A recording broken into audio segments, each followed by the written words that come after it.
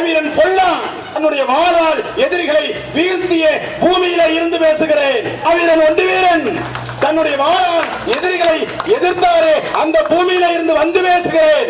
சமூகத்தில் பிறந்தவர்கள் கோழைகள் இல்லை, வீரர்களாக இருந்திருக்கிறார்கள் என்பதற்கு பல வரலாறுகள் நமக்கு சான்றாக இருக்கிறது. வரலாறுகளை புரட்டி பாருங்கள். அந்த வரலாற்றிலே வீரத்திற்கு சொந்தமாக இருக்கிற இந்த இனம் சாதியின் பெயரால் அடிமைப்படுத்தப்பட்டு கிடக்கிறது. இதை கண்டு நாம் கோபப்பட வேண்டாமா? இதை கண்டு நாம் ஆத்திரப்பட வேண்டாமா? இந்த கோபமும் ஆத்திரமும் ஒரு அரசியலாய் வடிவெடுக்க வேண்டும். அதற்கு நீ ஒரு அரசியலாய் அணிதிரட்டப்பட வேண்டும். அதற்காக நீ அமைப்பாக வேண்டும். அந்த அமைப்பு ஒரு அரசியலாக இருக்க வேண்டும். அந்த அரசியலும் அமைப்பும் ஒரு இயக்கமாக இருக்க வேண்டும், ஒரு கட்சியாக இருக்க வேண்டும்.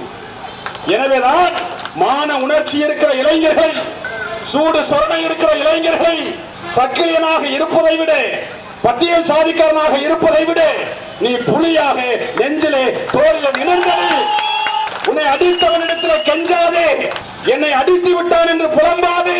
ஐயோ அவன் என்னை அடித்து விட்டானே என்று மற்றவனை புலம்ப